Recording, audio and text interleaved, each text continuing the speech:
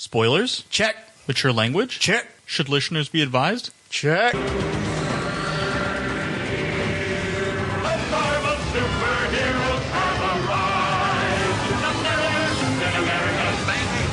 Four. Spider-Man. Iron Man. Spider-Woman.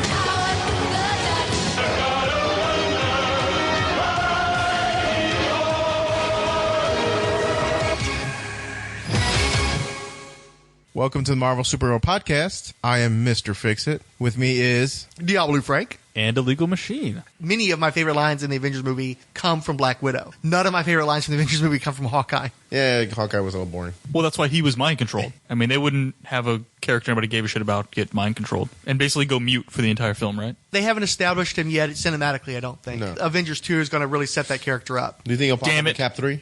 He'll pop up in Cap 3? He was supposed to pop up in Cap 2. And There was a sequence written for him, but let's discuss that in the Hawkeye episode, though. I don't want to get too far off. He gets his own episode. Well, I'll tell you what, we'll discuss it now, and I can edit it in later on because we'll probably forget. But in the original draft of Captain America 2, it was a pretty key sequence.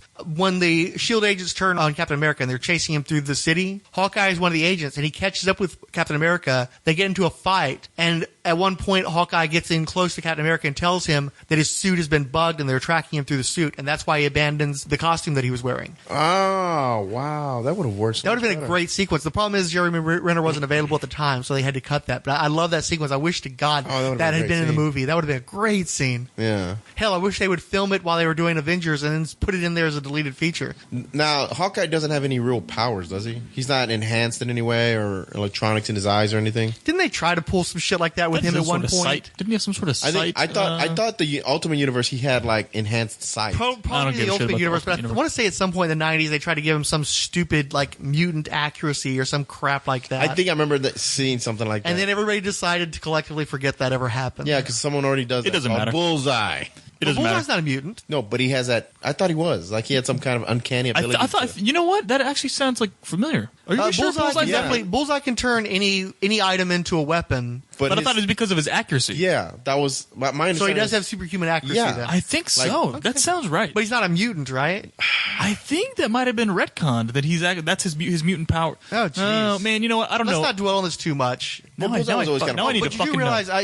Mac, you probably missed out on this. You realize that they've made Bullseye Hawkeye's opposite number? That they formed a team of Avengers under Norman Osborn. Yeah. They basically Dark wore Avengers. the Dark Avengers that wore alternate versions of the various heroes' costumes and assumed their And identities. Bullseye played Hawkeye's Bullseye was character. the Hawkeye of the Dark Avengers, yeah. And he wasn't the kind to pull out the arrow with a boxing glove. He was putting arrows through people's throats. Well, Hawkeye never did boxing glove. That's a Green Arrow thing. Is he? Yeah. Didn't he have trick arrows at one time? He has trick arrows. He still has trick arrows. That's part of what makes Hawkeye cooler than Green Arrow is because back in the 80s they decided it was much more realistic for Green Arrow to just shoot people with regular arrows. Plus, he did do stupid shit like glue arrows and boxing glove arrows, where Hawkeye pretty much always had cool high-tech arrows, and that works much better in That's what I was going to say. He doesn't have trick arrows. He has, like, high-tech arrows, like bombs and shit like that. Oh, okay. Yeah. That's true, because in the movie he had that one that was the grappling hook one. Or he did the one where he fired at Loki, where Loki catches it and then it still zaps him. Did it explode or did it electrocute It was a him? bomb. Okay. Because he had a bomb one. He had an acid one where he launched and hit, and it started to melt the Chitauri or whatever, and then it crashed. Yeah, so yeah, I guess, yeah. Hawkeye sucks in the movies. Really? If we're going to insert this into the Hawkeye stuff, Hawkeye sucks in the movies, man. Well, Hawkeye was the Avengers Wolverine. Really? He's got the pissed. Yeah, in the comics, he's Wolverine. He's got the bad attitude. He's the loose cannon. He's the guy that the gods have to try and wrangle in because he's Hawkeye, man. He's badass. He's got chips on each shoulder, I think you described it at one point. Yeah. And instead in the movies, he's just a dude. They inserted him into Thor just to create that connection to the other, maybe build a little bit of a buzz. And then in Avengers, they turned him into the villain because they had too many characters to juggle. They were trying to connect the main people. And because Hawkeye had been a villain in the original comics, it made sense if you're going to have somebody do a villainous turn sort of kinda to do it with Clint Barton. But at the same time, he's already a S.H.I.E.L.D. agent. Why is a S.H.I.E.L.D. agent running around with bows and arrows? They've not done a good job of explaining who this guy is and why he does things the way he does them. But my understanding... Like, there's been no explanation as to why he fucking uses a bow and arrow. Yeah. My understanding... 3 movies or whatever it's been. But, well, no, it's been 2 movies. But here's the thing. My understanding is that Avengers 2 is supposed to focus heavily on Hawkeye and Hulk. And that makes me really upset because Hawkeye sucks in these movies. But he should be better. One of the things I liked about the Mjolnir pull scene is that he's the guy who's talking smack. He's a guy who's saying you're full of shit, and that seems more like what I know of Hawkeye. Yeah. So I'm hoping we're going to see more of that in the movies, because we didn't get to see Hawkeye in these movies. For most of the movies, he is just he's mind controlled. And there's a reason for that. It's got nothing to do with he was a villain in the comics. It's got nothing to do with that. It's because they're looking at who can pull off a performance in this movie and who should we have be a mute. And they go, let's put Scarlett Johansson as the mute. I don't think so. Let's make the dude who's cardboardish but has nothing to really offer this movie, and let's make him the mute. It has nothing to do with he was a villain in the comics. But here's the thing. I still, and I know you guys don't agree with me, I still think that Avengers 2 is going to be used to shoot Cap, Hulk, Iron Man, and Thor out of the Avengers and to replace them with Vision, Scarlet Witch, Hawkeye, Quicksilver, and other characters to be determined, like Captain Marvel. I think they're going to try to cover the Avengers with some of those guys. I don't know. Aliens are attacking New York City. Then it's time to assemble the Avengers. A super soldier, a monster, a god, an archer. Wait, an archer? Yeah, like a bow and arrow dude. Like super arrows? Nah, normal arrows. I mean, he's just really, really good at it. They're all we have left. Great. Now, Hawkeye, it's time to do your thing. I'm out of arrows. What? I'm all out of arrows. I don't have any more. So, I guess I'm done, right? All right, I'll be in the car. Stay safe. No, wait, no, Hawkeye, wait, you're leaving? Well, yeah, I mean, I need my arrows. It's kind of my thing, right? You guys got this. How many arrows did you bring? All of them, like 11. 11? There are 100,000 aliens out there. And I killed 11 of them. You're welcome.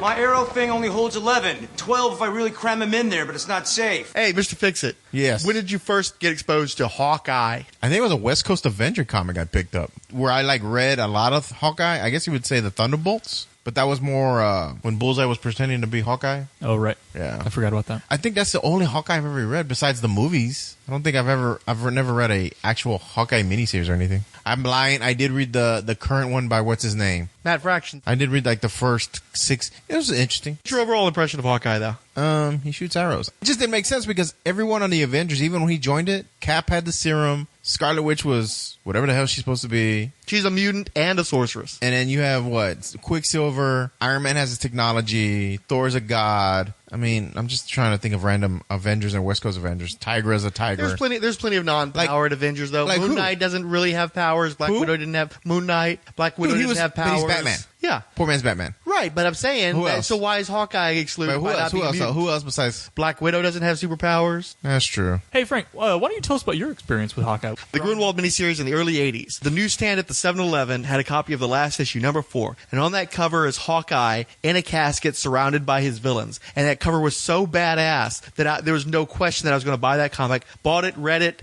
I liked it well enough because it was dark and lots of stuff happened in it that I would not... I'd never seen some of the stuff that happened in a comic before that happened in that book because so many permanent things happened in that book, and comic books are all about impermanence, that I was like, holy crap, I can't believe this happened and that happened. But we're going to cover that miniseries sooner rather than later, so I don't want to go too much into that. But I love that cover. I like the comic, and because a friend that I knew back in the day picked up on the West Coast Avengers, he picked up the miniseries, and Hawkeye was the leader of that team. So I kind of had this secondhand continued exposure to Hawkeye, and then I turned up buying some West Coast Avengers my own self, and so Hawkeye just kept popping up in books that I was reading, but I never made a point of buying books just because of Hawkeye. And for some reason, while I hate super speedsters in comics, I always thought archers were cool. I think just because they shoot arrows at people, even though it's a lame superhuman power. And I guess as I got older, I still like the idea of this Robin Hood type character, but I realized more and more as I got older how lame archery is in comparison to all the other superhero stuff that you could do. When they launched Solo Avengers, he was in that, and I was like, really? You're going to have a Hawkeye carry that book? And so over the course of time, I went from liking Hawkeye to the reality and the broadened horizons of comics turned me against Hawkeye to some degree. Illegal Machine is actually a fan of Hawkeye, so you got to bring it in defense of your man. I mean, I don't know what my first experience with Hawkeye was. I just liked that he was the normal dude amongst all the super powerful guys. What team was he on when you started reading? It would have been an Avengers issue. Okay, so probably West Coast then? Yeah, probably. And then that miniseries. Oh, now how did you get the 80s miniseries? I have no clue how I got that miniseries. It miraculously appeared in your comic book boxes, or what? It miraculously appeared in my comic book. I have no clue where I got that entire run from. You read it before I met you? Yeah. Okay. And did that miniseries make you the fan of the character then? I think so. And that's also why I like Mockingbird. Mm-hmm. Thunderbolts, I really like Hawkeye as a character, but I'm not going to be, I'm not going to say I collected, like you said, he starred in Solo Avengers. I've got some of that stuff. I don't have like a run of Solo Avengers because I was that big of a Hawkeye fan. But you still seem to have kept up with the character basically up until you stopped collecting comic books. Yeah, I mean, and he was also always the dick on the team because you had a lot of stiffs on some of the. Well, I had a weird perception of him because he was the leader of the West Coast Avengers. Typically, I remember him being more of the Captain America of the West Coast Avengers. He was more of like the straight Leonardo of the Teenage Mutant Ninja Turtles leader type guy. He wasn't like as much of a straight as Cyclops, but he did. I didn't see him as a dick very often in the comics that I read while I was growing up. He didn't have a lot of personality in the West Coast Avengers, by my recollection, to be honest with you. Don't remember enough. As Iron Man jets away from the admiring throng, one pair of malevolent eyes gleam only with envy. He's only as strong as his tricky armor, but I'm the greatest marksman in the world. With a few gimmicks and a jazzy costume, I could be just as great, even greater. Sure, why not? Later, a brooding craftsman toils in his home workshop. I'll have a rig that nobody will ever forget. Costume and weapons. Arrows with special tips for every purpose. And I never miss. A mask, too, of course. Like all the rest of those costume glamour boys. Iron Man and every other so-called superhero better get lost. Hawkeye is going to make them all look sick. We just watched the 6th Iron Man cartoon from the Marvel Superheroes series from 1966, which recapped his origin. Do you want to give us a recap of what we were just watching? The face you're pulling makes me think you do not want to try to give a recap of that. It didn't make any sense at all. So I didn't read the actual Tales of Suspense issue, and you did. So I'm hoping that the actual comic made more sense. The first way in which it makes more sense is that it was 3 different comic books. Tales of Suspense number 57, 60, and 64. Usually what they'll do is it takes 2 segments from the Tales of Suspense, because that was a bifurcated series that Iron Man was sharing with other heroes. So usually they would take 2 comic book segments to make 1 episode of the Marvel Superheroes cartoon. This time they tried to squeeze 3 segments that were not sequential into the 1 episode, and it showed because there was a whole bunch of events in between that stuff that they didn't explain, and it didn't make a hell of a lot of sense. But why don't you start giving the origin of Hawkeye from 65? Why don't you start giving us what you saw of the origin of Hawkeye, and I'll try to fill in some of the details. By the way, the story, Hawkeye the Marksman by Stan Lee and Don Heck. It starts out with Iron Man saving some guy who's getting hurt at Stark Industries. There's some industrial accident. Iron Man saves the guy. Happy Hogan kind of pulls Iron Man aside. He's like, "Hey, Shellhead, can you do me a favor? Can you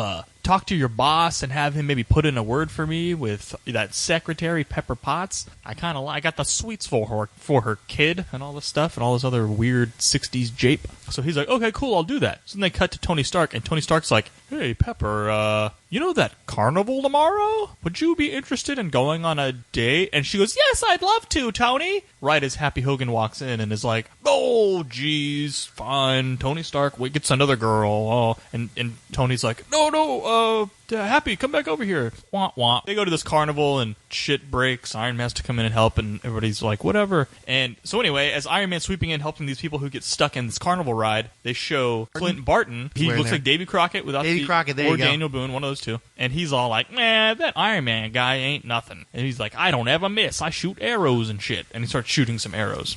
Yeah, that's actually the first deviation, which I thought was interesting, because a lot of the things they did in the cartoon made the characters less sympathetic. What it was, he was doing the demonstration at the carnival, and all these people who were watching were like, "Big deal, so he hit the target? What a crummy act. Come on, get that bum off the stage and bring on the dancing girls." Ouch. So then Iron Man goes and saves the day, and he's like, "I'm the greatest marksman the world has ever known, and yet they ignore me. Why couldn't I do all the things Iron Man can do? All it takes are a lot of mechanical gimmicks and a colorful costume disguise." So it makes a lot more sense for him to be angry at Iron Man because he was already probably had his dander up because people were mocking his abilities. So what you're saying is that people thought archery was lame even back in the 60s. Right. So he's like transferring all of his anger at the thing that he's the greatest at being maligned toward Iron Man. People don't understand my artistry. Yeah, I don't picture Clint as like a starving artist. It's not a good picture, is it? No, that's not good. So anyway, so he's all like, "Oh, I need this flashy suit, eh?" So he goes and he works all night and he develops all these crazy gadgety arrows and he puts together the costume, which I thought looked great, by the way. I thought it looked good in animation. And what was cool too is he actually made his own arrow tips and stuff. Yeah, I didn't realize. I never saw Clint as a tech guy, but he was already making his own stuff. He made his own costume. So I like that he's the master of his own identity in that respect. So from there, he's all like, "Cool, I'm gonna go try out these new arrows." So he's out just like slinging arrows and shit around. 'Cause that's what people with arrows do. He finds some like bank robber and he does something, but it was like really murky as to what. Yeah, I didn't understand why they touched on it and then didn't deliver on it. What had happened is he was out trying out the arrows. Then he spots a criminal running away with some loot that he just stole. So he fires an arrow and captures the guy. And then as he's going to pick up the loot to recover it, the police assume that he's the robber, start chasing him down. And as he's running away from the police, he drops the money and then runs slap dab into the middle of the reappearance of Black Widow for the first time in several issues. And so she just sort of turns up, pulls into her car, is like, "Get in, partner." Okay, yeah. So and that's where I thought they were going to go with it, because they were like, the police stumble upon these rubies in the road. So I was like, oh, okay, so that's where they're going to think that he did it because he got. But they don't even touch on it. They just skip past it to him jumping in the car with Black Widow. She's like, "I'm going to kill Iron Man. You Horrible will accent. help me." So then I can't remember what happens from there. He thinks that she's really, really hot, and he's like, "Sure, I'll kill you some Iron Man." It just so happens I, too, have a grudge against Iron Man in a bizarre instance. Serious serendipity. Serendipity, that's what I was about to say. Oh. So anyway, so you can carry on. What happened next, Illegal Machine? Shit, I don't really remember. Probably some lame stuff. So don't they try and... Well, Happy actually gets his date with Pepper Potts, or actually she's just trying to make Tony jealous, but she's still like, and he's like, "Yeah, I'm the hero. She wants to date me now." No, because she's all like, "Oh yeah, I'd love to, as long as we don't go to any carnivals." And you can see Tony like listening through the door, like, "Oh, at least that got all wrapped up, right?" So he took her on such a lame date that she actually wanted to go back with Happy. That was cool. Yeah. So what happened next? Can't remember that either. It was a hot fucking mess. Okay, in the comic, what he does is he's trying to attract the attention of Iron Man, so he breaks into Stark Industries. So, even though he's a more sympathetic villain, he's still breaking and entering and damaging private property, so he's not the best of guys here. But so he starts breaking some shit, and he attracts Iron Man's attention, so he starts capping him with these arrows, and Iron Man's like, "Hey, Iron Man here, invincible Iron Man." But what he doesn't realize is that the arrows are specially treated because Black Widow hooked Hawkeye up with even better arrows than the ones he could make. Which in the comics? The only arrow I really saw him use in the comic was the grappling hook one that allowed him to fly through the air without wings or Red Bull. Cheesy. So he's shooting these arrows that cause Iron Man's armor to begin to instantly rust. And so Iron Man has to crawl away to safety and hide from Hawkeye because his armor is melting off of him. And then Tony manages to get a hold of a spare suit of armor and drive off Hawkeye. Which was super weird because he was like, "I gotta get out of this armor," and then he takes the armor off, and then all of a sudden he's just in another suit of armor, and then Hawkeye's like, "Hey, I totally got all the high-tech rusted armor for yous," and she's like, "Thank you, Hawkeye. With this armor, we will save you." And they take all the rusted armor. So now Iron Man's he's got a grudge at Hawkeye, and at that point he'd seen the Black Widow was there, right? No, he hadn't seen her yet. But he does see the escape vehicle where they're driving away, so he blasts that and wrecks it. And so Hawkeye comes out and starts shooting more arrows, but Iron Man's ready for him now, so he's deflecting most of that stuff. And then there's that one netting arrow that he almost catches Iron Man in, and he manages to bust loose of that, and then they end up on a pier, and Iron Man wrecks the pier and sends Hawkeye flying, and he grabs onto this one post that's remaining from the pier that's blown to pieces.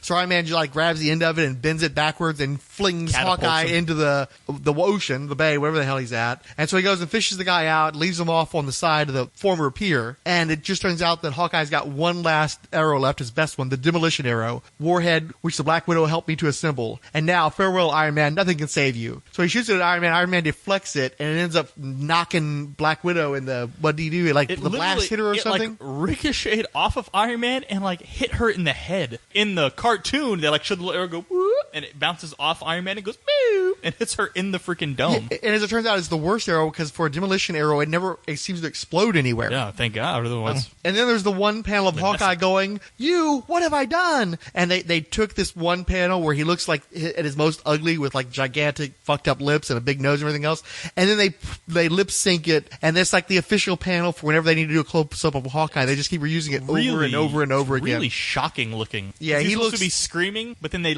animate the mouth really cheesily, and Well, in one of the recent episodes of S.H.I.E.L.D., they had Angar the Screamer, and he has one of those ridiculous distended jaws from like out of I Am Legend. And that's how Hawkeye looks in every single shot of him from the cartoon. And so Hawkeye runs and scoops up Black Widow and runs away with her and manages to disappear into a fog because they're near LaGuardia. And Iron Man dare not pursue them because he might hit a plane since they're so close to the airport. And that's the end of the first story. It says that in the comic. They're not very clear about that in the cartoon. They weren't clear about a lot of stuff in the cartoon. Things would just sort of happen, and then other things would happen. Yeah, like this was a huge one. When you go to Iron Man Tales of Suspense number 60, a few months later, Iron Man had a battle with the Black Knight that forced him to stay in his armor. He couldn't take it off for fear of dying because he didn't have enough power and to like adjust the armor in such a way for him to release himself without straining his heart. And it has this great splash panel of like this very demonic looking Iron Man trapping Tony Stark in a vial because it's Iron Man's life now, and Tony Stark is just imprisoned in it. Super awesome. And Iron Man looks all evil in it. Really deep, Don.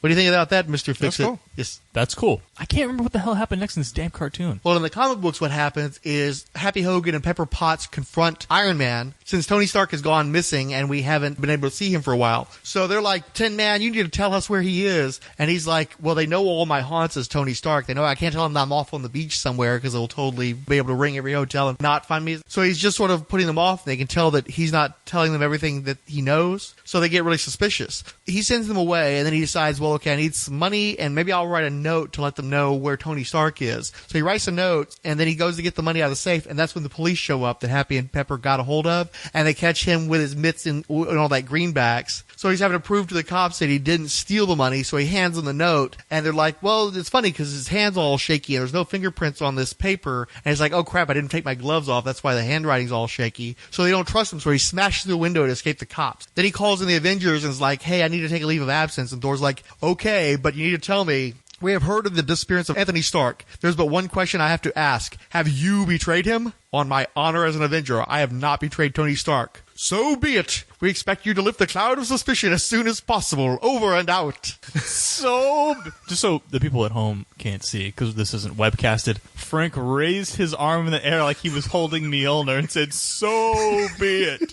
It would have been only more real if, like, a lightning bolt would have come through the ceiling. That would not have been good for your insurance rates. Probably not. So Black Widow is hearing about this, and she's like, now is the perfect time to strike against Iron Man. So she and Hawkeye get together, and they plot cracking into Stark Industries again. They're going to steal some crap again. Security guard happens to spot Hawkeye and chases after him, and so he ends up in the office of Pepper Potts and takes her as a hostage. Hawkeye's criminality just gets worse and worse, but the circumstances, you can see where he would be in that position. So he's holding her hostage, and the Avengers like, hey, you want us to go take care of this? And Iron Man's like, whoa, no, he might freak out and shoot her. Let me go and take care of this situation myself, even though I'm under suspicion. So he smashes into his own headquarters and starts tackling Hawkeye. Meanwhile, Soviet agents catch up with Black Widow and capture her. Oh. So eventually Iron Man is able to separate Hawkeye from Pepper Potts, but Hawkeye keeps tossing all these arrows at Iron Man, and his unpredictability makes him a major threat because Iron Man doesn't know what he's going to get thrown at him next. He's got so many different flavors. Eventually Hawkeye escapes, and in the most ridiculous moment in possibly any Iron Man comic ever, he manages to shoot an arrow at a low-flying jet and escape from Stark Industries, and it just so happens, serendipitously, to be the jet carrying Black Widow and the Soviet agents. Hawkeye eventually lets it go near the waters so that he can land safely from the jet he's been carried off by. And meanwhile, Black Widow's like, Hawkeye, my darling, will they ever let me see you again? Yeah, but like in the cartoon, Hawkeye jumps in, takes Pepper Potts hostage, and then Iron Man shows up. He's like, quick, Pepper, hide behind this metal thing. But she's like still behind Hawkeye, and then he shoots at him, and then something happens, and then all of a sudden he shoots an arrow and hits a plane and like weirdly flies out. Like, it was super, like that's how fast it happened. There was none of this talking to the Avengers, no hostage situation crap. It was just this diarrhea of events that happened real fast. And next thing you know, Hawkeye's shooting an airplane with an arrow and ghost riding the whip behind it. It's super freaking weird. So then a few more months later, in Tales of Suspense number 64, we get yet another story, Hawkeye and the new Black Widow strike again by, again, Stan Lee and Don Heck. Look at that cover image of Black Widow there. She's in her black canary costume at this point, hanging upside down from a ceiling, looking really awkward. Fishnets and something. She looks like Linda Blair doing the spider walk in The Exorcist here. Yeah, that's what it looks like. So by this point, Tony Stark has managed to liberate himself from his armor again, and he's working on making it stronger. Meanwhile, Black Widow, who's now wearing a blue fishnet outfit with black leather boots and a bustier and bottoms, and she's got a cape, and she's got this weird like domino mask with points on it and stuff. So she's running around the city, she's climbing up the sides of buildings, she's shooting web lines and swinging from building to building. And meanwhile, Hawkeye has been working on his latest arrow. The test worked. My new acid spray arrowhead blasted its way through that 3-inch steel pipe. Thus, Hawkeye has another mighty weapon to add to the rest. I like that he's still working on his own stuff. He doesn't have Black Widow anymore, so you're not quite sure which one she gives him versus which one he invents, but it's cool that he has some brains. He's inventing his own stuff. Which they don't show any of this in the cartoon. Right. Then Black Widow bursts through the window, and Hawkeye draws down on her, and she's like, "Do not reach for an arrow, Hawkeye. You have nothing to fear from me." That voice, can it really be? But I thought I had lost you forever. And what it turns out is that, you remember how we were wondering in the Hulk and Iron Man cartoons why they were clearly showing Nikita Khrushchev in the cartoons, but not wanting to reference him and giving him a fake Snidely Whiplash mustache? As it turns out, Nikita Khrushchev was pulled out of office in 1964, and these cartoons came out in 1966. So by this point, he'd already come out of office, but they drew him into the panel. So she references how, yes, she'd been captured by the Soviet agents, and yes, she was taken to the comrade leader just before his fall from power. So apparently, probably in the midst of producing this comic book, Nikita Khrushchev was getting thrown out of office. So that's probably why they weren't wanting to reference him in the comic book where that had already blown over. Nikita brings in Black Widow's parents and is like, look, you're going to go back to the States and you're going to finish this job because you're not going to make me look bad against my enemies here in Soviet Russia. Because she didn't want to have anything to do with it anymore. She was tired of being a criminal. She was tired of going up against Iron Man. But they threatened her parents, so she goes back, and they also gave her these cool new gadgets. She's got suction cup gloves and boots that allow her to basically be Spider-Man, and she's got the web line, all that kind of good stuff. All of this was invented by comrade scientist Brushnev, who looks suspiciously like, what's-his-face, Boris the Titanium Man? Yeah. Or Crimson Dynamo. Which one was the first? The Crimson Dynamo guy. That guy. So anyhow, so then she goes back to the States. Anton Vanko, there you go. So she goes back to the States, and it's kind of murky as to whether or not Khrushchev is still in power at this point, because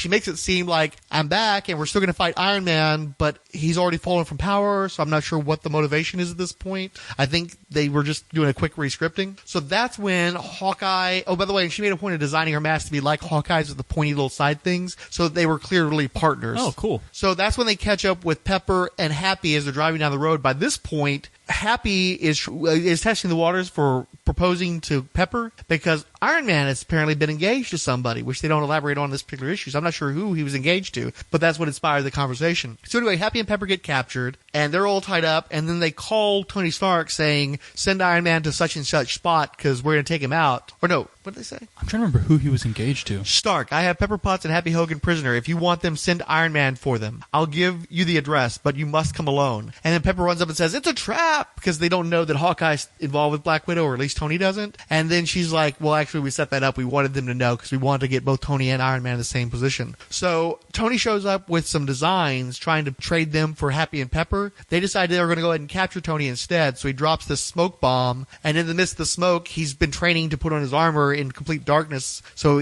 it's no problem for him to put it on during the smoke. And so he armors up, and even though these guys have armor-piercing weapons, they're so unnerved by Iron Man and his speed under the circumstances that he takes them out fairly easily. Then he starts fighting with Hawkeye, who shoots that arrow that creates a sonic boomerang around him and disables him briefly. But then Iron Man manages to electrify a train track that Hawkeye's standing on and shocks him and Black Widow to their knees. Black Widow recovers more quickly, and she starts taking those things from the cartoons, the Looney Tunes cartoons. What are those things that they pump it like a seesaw and can travel down the train tracks? A hand-pumped rail trolley, like the ones used to rescue damsels in distress in the old silent movies. Yeah, we're working like a team, we're on a hand car. We're a real double-header, it's a heavy-handed metaphor for how we work together. Yeah. So she's trying to run that into Iron Man. Iron Man evades it, but the problem is Happy and Pepper at the end of the train track, so they're going to get crushed if Iron Man doesn't do something. So he bends the track up. The little Dilmajig, whatever the hell you call those things, goes flying into the air, disappears. In the midst of this, Hawkeye comes back and shoots another acid arrow at Iron Man. His armor starts melting on him. He flies up and smashes a chimney, flies over, he snatches Black Widow's rifle from her, because at that point she's running around with a rifle for some random ass reason. Then he digs underground, comes back from a blasts Black Widow. Hawkeye grabs Black Widow and carries her off. She's like, no, my parents, we gotta win this battle. And he's like, no, I love you too much. I'm not gonna let you take this fall. And so they get away, and then Iron Man runs away, and Happy and Pepper are like, hey, why don't you just stop them already? And he's like, no, I gotta get away before armor melts. He's like, why is this guy so worried about his secret identity? Why didn't he just go ahead and capture these guys and be done with it? And that's how the comic book story ended. Yeah, the cartoon had like every fifth word that you said. Right. It was sort of like if you took every fifth thing you said and pieced that all together, that's exactly how the Marvel Superheroes cartoon was. Yeah. So it's a hot mess, but it'll be on the blog if you guys want to watch it. Except and try the to. scene where Black Widow's running with the rifle was definitely in it, because I remember that. Yeah, the Super panel was weird in there, out of place. but she never actually fires it in the cartoon from my recollection. And I think the little pump jack riding thing. Yeah, because that's what fell on her in the cartoon. Yeah, that's what fell on her in the cartoon, because it ramped off the bent up rails and hit her. Mm-hmm.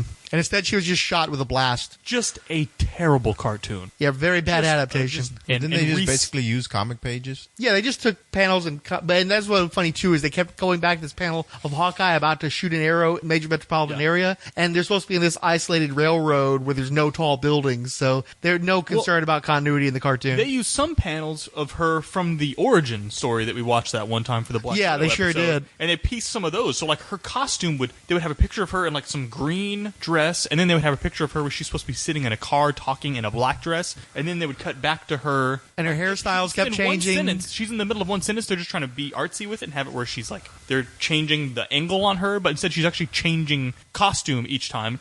At the end of the sentence, she's in her Black Widow outfit, like with the mask and everything. It's super and jarringly weird. But I still think that Hawkeye came off pretty good. I really like the idea of Hawkeye because you're going to do the whole knight versus archer thing, getting the medieval dynamic there where he's got the range and he's got the exact type of weapon to get through the armor. I like that he's hopping around and shooting the arrows, and Iron Man is supposed to be so powerful, but he's having to deal with the consequences of his lack of full protection against these weapons. I thought that was a cool dynamic. I kind of think Hawkeye works better as a villain to some degree, especially in the case of Iron Man. It reminds me of some of the villains we've seen like Spy Master, where they're using different techniques to counter the armor without actually having to armor up themselves. Yeah, and I also thought that it was funny that really, in a way, he was kind of put under a spell by the Black Widow, which is exactly what happens to him in Avengers. Manipulated by Loki. Well, I do like that they made Hawkeye a villain in the first movie to reflect these early adventures. I do wish, though, he had a little bit more of a one-on-one with Iron Man. If we'd seen like some of those trick arrows actually do something to Iron Man, I think that people would hold him in high regard. He would be a little more because he never got the chance. I mean, he basically blew up the SHIELD helicarrier, or he was the one who almost crashed the helicarrier. But too much other shit was going on. Yeah, if he'd actually taken out Iron Man armor instead of that turret thing doing it, I think people would be more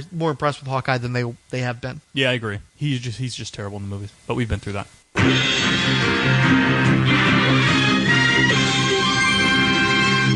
This week we received Google Plus follows from Dr. G, Man of Nerdology, MD Ramen, and Nesh Joel. We got a WordPress like from Charlton Hero. Tumblr follows from Captain That's So Raven, Flair Joe, and Ryan Daily Comics. And new Twitter follows from somebody with a name that's kanji and DHRFYDTJFTKS. Don't know what that spells. Actionagogo at Actionagogo. Adam Stabelli, Andrew Blazer, Angel Velasquez, Arcane Store, Batman at I'm Batman Bitch 1, Batman Dark Knight, C. Miller, Charlton Neo, Cheryl at Piggymouth, City War, which is a Comixology comic, The Comic Strip IFC, Comic Syrup Press, Crazy Sexy Life, Christina at Poison Blowfish, Culture with J, Fanboy Nation, Film IKZco, Hashtag Glasgow, Comic Book Guy, Humorous Books, Innovation Nerd, Jacob Whaler, Jessica Sun, Josh of the Nth Cast, Julia Proofreader, Kanish Kabbalah, Kim Doyle, Kyle Pettit, Laney at Juju Eyeball, Lillin's Brood Movie, Mattias Comics, Miss Impolitic, Moldwitch, Multi-Playing Net, Nick Havert, Odyssey Unleashed Podcast, Orson Galore, Oscar Olalde, Outside Longbox, Pennypacker, Podfellas, R.D. Ronald, Rod Pruitt, Sarah J.W., Science Faction Pod, Simple Tutor, Sir Kayak at Vader Loves SWDW, Snake Oil Comics, Podcast, So Geek and Awesome, Stephen Gibbons, Steve McEllistrom, Superhero Speak, The Clothing Mission, Tim Van Autrieve, Vibehav at WR Vibehav 1988, Wrestling Informer, Informant, Your Best Gadgets, Zach Perry, and Zoom Zoom Books. Adam Blackmoon listed this among his hashtag Wednesday Warriors, hashtag Team Thursday, and hashtag Sequential Saturday follow lists. He also suggested to Comic Nerds Unite that they should do a crossover with us, that we'd be right up their alley, and Tim Von Autrieve, co-host of Comics Nerds Unite and Star Wars Nerds Unite, said, I'm game. Top 5 Road Crew encouraged us to hashtag Fight the Alphabet. CJ exclaimed, FF, as in Fantastic Four, is Breaking Bad, awesome, and left us a picture involving Jesse Pinkman. You can check that out on the blog. Count Druncula wrote, woke up to find new episodes of At Rolled Spine and At Lantern Cast. Almost makes the strained back muscle bearable. Hashtag no it doesn't. Hashtag the pain is awful. Darcy commented on the Marvel Superheroes podcast episode 18, reintroducing Patsy Walker, 70 years of Marvel's #1 Hellcat heroine. Regarding your tangent in episode 34, the reason you might have missed the news about Rachel Taylor being cast on AKA Jessica Jones is the announcement listed the character as Trish Walker. It takes a little figuring to reveal Trish is short for Patricia, who we know from the comics as Patsy. The character is a substitute for Jessica Drew, Jessica's friend in the comic book series Alias, who won't be in the Netflix series. Hope this helps. I didn't actually miss that. I caught that. It's just that I thought that we were going to be doing a Patsy Walker follow-up episode much sooner than we have, and I was trying to save that discussing that news for when we did that podcast, but the way we're going, AKA Jessica Jones will be out before we get around to addressing it.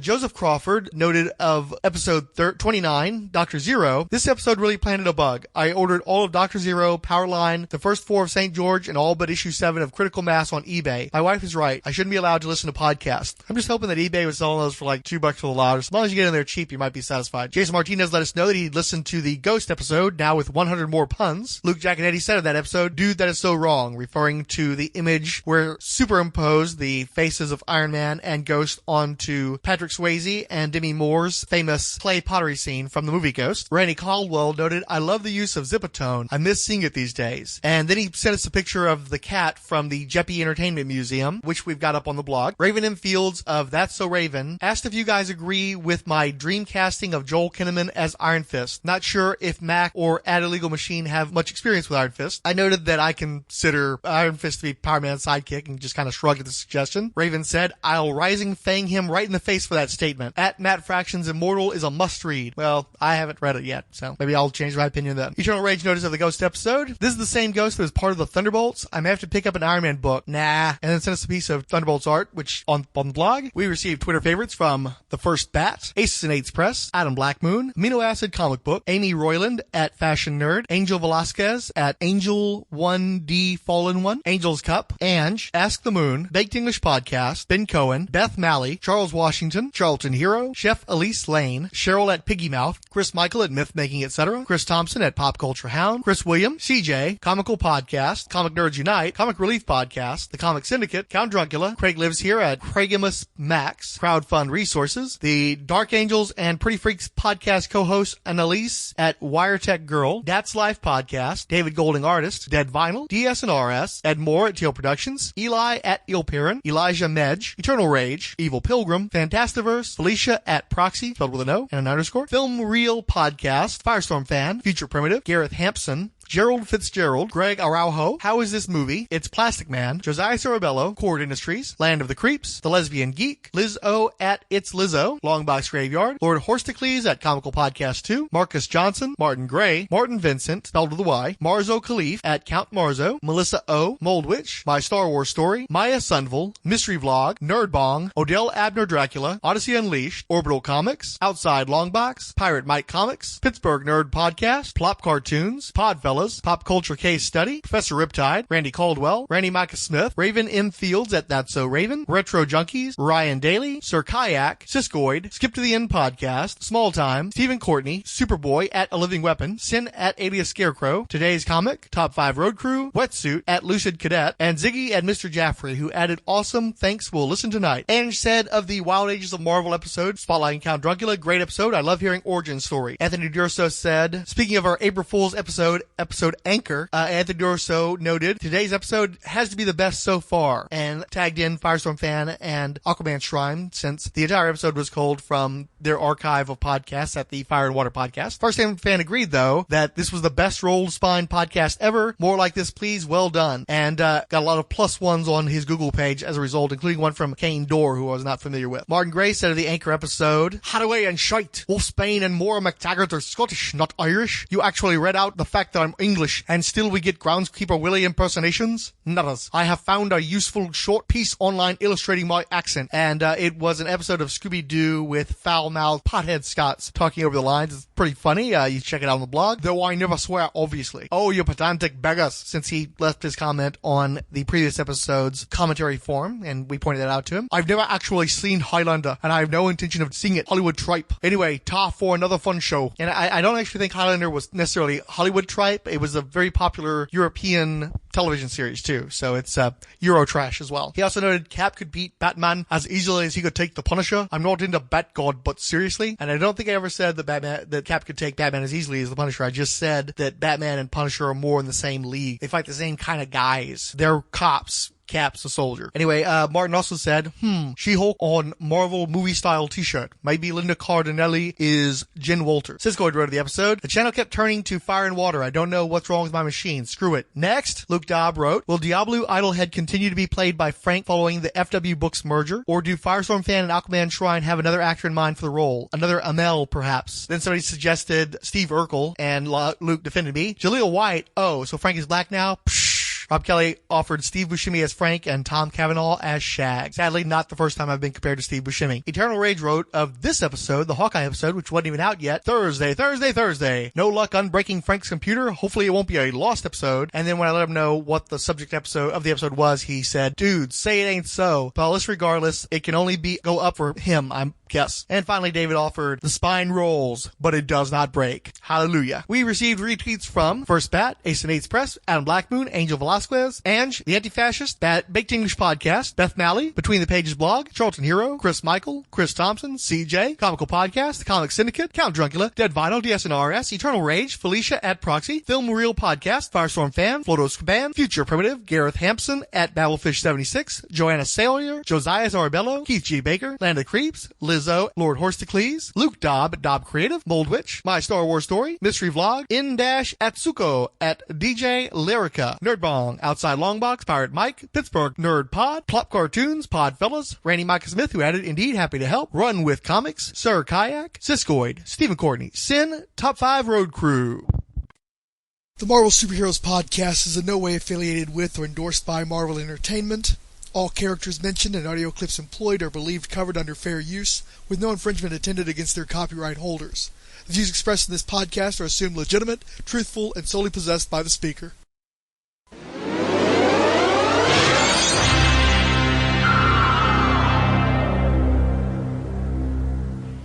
After he's put together his arrows, before he's fully put on the costume, he makes this comment about, never again will people sneer at my performance, with quotation marks. So I think this all comes down to Hawkeye's dick. His motivation comes down to his dick, his performance anxiety, or his anger and his need for approval. It all goes back to Hawkeye's penis. Edit all that out.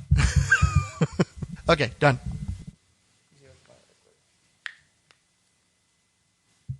Welcome to Marvel Superheroes Podcast. This is our Hawkeye podcast. We're supposed to be talking about Black Widow. You knew we were going to get to Hawkeye relatively soon, though. You've been wanting us to get to Hawkeye relatively soon, eh? Yeah, but you know what you're going to fucking do is you're going to force us to read a shitty fucking origin, and we're going to talk 30 minutes about that, and we burn down on the character and not want to read the actual stuff that we want to read about them. Because you have this stupid fucking obsession with doing these goddamn origin issues, even though sometimes the origins suck balls, man. Thank you. The Hawkeye origin isn't bad. I've read it already. And then the heroes with good fucking origins, we never read this shit. Where the fuck... Like, Doctor Strange is a good origin. You keep talking about it. Why can't we fucking read... God damn. So did you find it or not? No, I didn't find it. So are we done? Are we done talking about Hawkeye? So I can stop this recording? Yeah. Okay. Hawkeye.